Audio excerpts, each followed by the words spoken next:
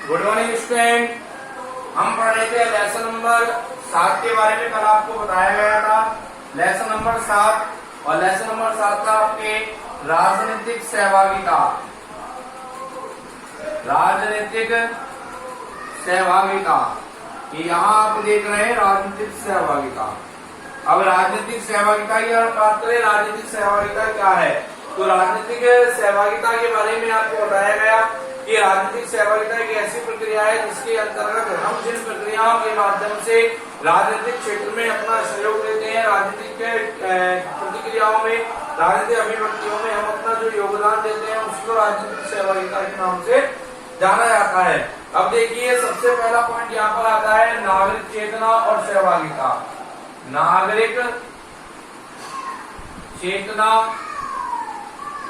और सहभागिता।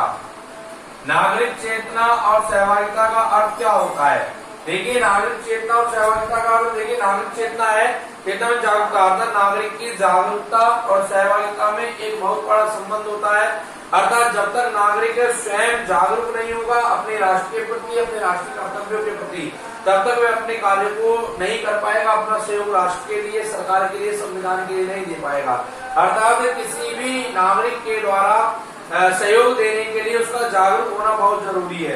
अगर वह जागरूक नहीं है तो ऐसी स्थिति में किसी भी प्रकार से राष्ट्र के कार्यों में, राष्ट्र के दायित्वों में कोई सहयोग नहीं दे पाएगा। इसके बाद आता है राजनीतिक सहभागिता का अविभाज्य स्वरूप। राजनीतिक सहभागिता का अविभाज्य स्वरूप, अर्थात इसका मतलब है राजनीतिक सहभागिता का अविभाज्य स्वरूप। अर्थात आज वर्तमान समय में भी आप देखें तो पूंजीपति लोगों का बहुत ज्यादा बोलबाला राजनीति में देखा जा सकता है। एक विशेष वर्ग का, चाहे वो पूंजीपति वर्ग हो या अन्य किसी वर्ग की बात करें, कोई विशेष वर्ग का जब राजनीति में जब दबदबा होता है तो ऐसी स्थिति में अन्य लोग जो है, अन्य नागरिक जो है वो अपने अधिकारों से वंचित हो जाते हैं। अर्थात इस प्रकार के एक विशेष दबदबे को हमें समाप्त करना होगा, विशेष वर्चस्व को हमें समाप्त करना होगा। इसके बाद आपके यहाँ आता है कि राजनीतिक सहभागिता के स्वरूप। राजनीतिक सहभागिता के स्वरूप, देखिए इस राजनीतिक सहभागिता के स्वरूप को हम डायग्राम के द्वारा समझेंगे। पहला यहाँ पर लिखा हुआ है सामुदायिक गतिविधियां। सामुदायिक गतिविधियां। दूसरा यहां पर आपके लिखा हुआ है सरकार व नागरिकों के बीच, नागरिकों के बीच परस्पर क्रियाएं। परस्पर क्रिया, देखिए ये दो प्रकार के स्वरूप यहाँ पर दिए गए हैं। पहला स्वरूप है आपके सामुदायिक गतिविधियां और दूसरा दिया गया है यहाँ पर सरकार व नागरिकों के बीच परस्पर क्रिया।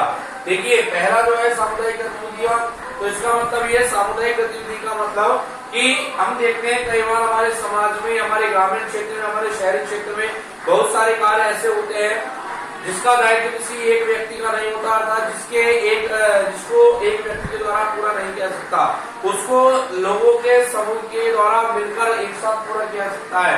जैसे हम बात करें हमारे किसी ग्रामीण क्षेत्र में, अगर हमें सड़क का निर्माण करवाना है, कुएं तालाब आदि का निर्माण करवाना है, चिकित्सालय का निर्माण करवाना है, तो उसके लिए आवश्यक है कि हम सब एकजुट होकर और उसके लिए सरकार से मांग रखें और सरकार उन मांगों को माने, उसके लिए हम पूर्ण प्रयास करें। इस प्रकार के पूर्ण प्रयास करने के बाद और जब सरकार हमारी मांगों को मान लेती है तो वही प्रक्रिया आपके सामुदायिक गतिविधि के अंतर्गत आती है। इसके बाद दूसरा है सरकार व नागरिकों के बीच परस्पर प्रक्रिया। इसका मतलब क्या होता है? सरकार और नागरिकों के बीच परस्पर प्रक्रिया का अर्थ है कि देखिए दो पक्ष होते हैं, एक सरकार वाला पक्ष होता है, एक नागरिक वाला पक्ष होता है। नागरिक जो प्रतिनिधियों को अपना मतदान करते हैं उसके आधार पर सरकारों का निर्माण हो जाता है। नागरिक जो अपना मतदान करते हैं प्रतिनिधियों को, प्रतिनिधि मिलकर सरकार का निर्माण करते हैं। तो ऐसी स्थिति में दोनों पक्षों में से एक पक्ष प्रश्नकर्ता होता है, दूसरा पक्ष प्रत्युत्तर देने वाला होता है। अगर सरकार कोई प्रश्न करेगी 5 साल में उसने जो योजनाएं चलाई, जो उसने कार्य किया, उससे संबंधित नागरिकों के द्वारा कितना लाभ लिया गया, लोग कितने जागरूक रहे, लोगों ने उसमें कितना सहयोग किया, इस प्रकार के प्रश्न जो है वो सरकार के द्वारा नागरिकों से भी किए जा सकते हैं। और जब सरकार प्रश्न करेगी तो नागरिकों को उसका प्रत्युत्तर देना होगा। दूसरी बात अगर हम बात करें कि इसके अलावा कि दूसरी बात आती है आपके कि नागरिकों के द्वारा भी कोई प्रश्न किया सकते हैं, अर्थात नागरिकों ने, आमजन ने जो सरकार चुनी है, प्रतिनिधि जो चुने, उनको अपने सरकार के प्रतिनिधि के रूप में चुने, उनसे प्रश्न कर सकती है कि हमने आपको चुनकर मतदान करके जो सरकार का निर्माण किया है उसमें 5 वर्ष में आपने कितना लाभ हमको पहुंचाए, कितनी योजनाएं हमारे लिए चलाई, कौन कौन सी चीजें हमारे लिए प्रस्तावित की। तो ये सब प्रश्न जो है वो आम नागरिक के द्वारा सरकार से किए जा सकते हैं। तो जब ये दो प्रक्रियाएं आपस में होती हैं, दो पक्ष आपस में होते हैं, तो उसी को नागरिक और सरकार के बीच परस्पर क्रिया मानी जाती है। इसमें एक पक्ष तो कौन सा होता है, एक पक्ष प्रश्न करने वाला होता है, जबकि दूसरा पक्ष उसका उत्तर देने वाला होता है। अब देखिए, अगर हम यहाँ पर बात करें राजनीतिक सहभागिता के विभिन्न रूप, तो देखिए विभिन्न रूपों में मुख्य रूप से 2 रूप निकल कर आते हैं। एक आते हैं आपके परंपरागत राजनीतिक सहभागिता, परंपरागत राजनीतिक सहभागिता, दूसरा निकल कर आता है गैर परंपरागत राजनीतिक सहभागिता या अपरंपरागत राजनीतिक सहभागिता। परंपरागत राजनीतिक सहभागिता क्या है कि जिस प्रकार से राजनीतिक क्षेत्र में पूर्व से, पहले से, पिछली पीढ़ियों से जो योगदान चला आ रहा है, जिस प्रणाली से नागरिक योगदान करता आ रहा है, उसी प्रणाली से निरंतर रूप से आगे भी, इस पीढ़ी में भी और आगे आने वाली पीढ़ियों में भी निरंतर रूप से वह योगदान करता रहे, वही प्रक्रिया पारंपरिक राजनीतिक सहभागिता कहलाती है। गैर पारंपरिक राजनीतिक सहभागिता क्या है? गैर पारंपरिक राजनीतिक सहभागिता का अर्थ होता है कि जो प्रक्रिया, जो प्रणाली सहयोग करने की पूर्व से चली आ रही है, उस प्रक्रिया, उस प्रणाली को रोककर, उसको समाप्त करके और एक नए प्रकार से किसी प्रणाली का निर्माण करना, उसका संचालन करना, ये गैर परंपरागत राजनीतिक सहभागिता है। जैसे पहले ब्रिटिश शासन काल में कोई भी व्यक्ति अपने आधार पर न मतदान कर रहा था, न सरकार चुन रहा था, अर्थात वहां ब्रिटिश सरकार का दबदबा था, बोलबाला था, जैसा ब्रिटिश सरकार चाहती थी वो सब नियम कानून का निर्माण होता और वही नियम कानून आम नागरिकों को, भारतीय लोगों को फॉलो करने पड़ते थे। तो उस प्रक्रिया को समाप्त कर दिया 1950 में जब संविधान लागू हुआ। उसके बाद भारतीय संविधान के अनुसार यहाँ पर शासन व्यवस्था स्थापित की गई। प्रथम आम चुनाव करवाया गया 1952 में भारत का पहला आम चुनाव माना जाता है। प्रक्रिया 1951 में प्रारंभ हो गई थी।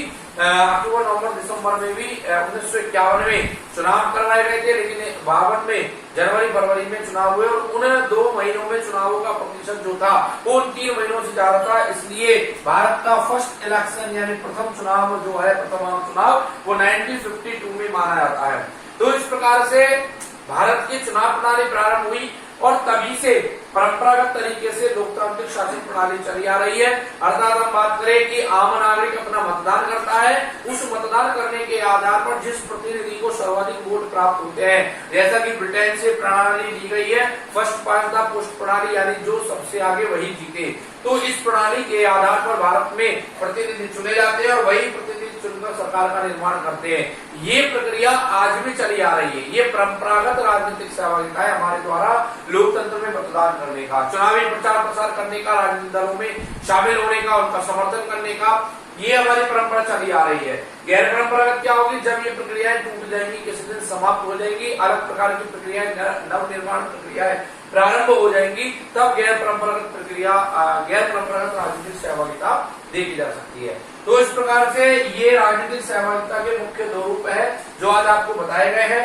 इनसे संबंधित जो पीडीएफ है वो आपको सेंड कर दी जाएगी और आप इसको सेल्फ स्टडी करें और सेल्फ स्टडी के साथ साथ आपने बुक अगर परचेज नहीं की है मार्केट से तो बुक परचेज कर ले, जिससे कि आपको घर पे पढ़ने में प्रॉब्लम ना आए। किसी प्रकार का कोई भी टॉपिक, कोई भी लेसन अगर आपको डाउट क्रिएट करता है, कोई भी कंफ्यूजन आपके क्रिएट होता है, तो उसको क्लास के माध्यम से, टीचर्स के माध्यम से, स्कूल के माध्यम से आप उसको क्लियर कर सकते हैं। और जो आपको इस कोविड-19 के अंतर्गत जो वीडियो क्लासेस या ऑनलाइन क्लासेस जो प्रोवाइड करवाई जा रही है सब्जेक्ट स्पेशलिस्ट के द्वारा, वो उन सभी का आप बेनिफिट लेने का प्रयास करें, किसी प्रकार से आपको उसका नुकसान ना हो। जैसे आपकी हिस्ट्री क्लास में डेली लग रही है, ज्योग्राफी है, इंग्लिश है, हिंदी है, इन सब क्लासों का आप भरपूर उपयोग करें।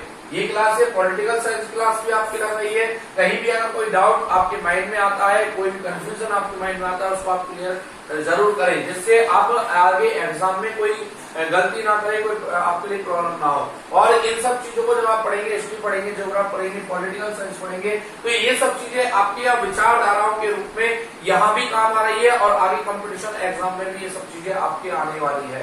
तो इसलिए आप पूर्ण रूप से, पूर्ण ध्यान से इन सब चीजों को पढ़ें और प्रयास करें कि किसी प्रकार की गलतियां आपके द्वारा एग्जाम में नहीं की जाए। और सबसे बड़ी बात जो आपको डेली बोला जाता है कि इस कोविड-19 कोरोना संक्रमण काल के समय आप घर पर रहे, सुरक्षित रहे, अपना ध्यान रखें, परिवार का ध्यान रखें। और इसी के साथ आगे की बात हम अगली क्लास में करेंगे। तब तक के लिए आप इंतजार कीजिए। Okay, thanks for the day.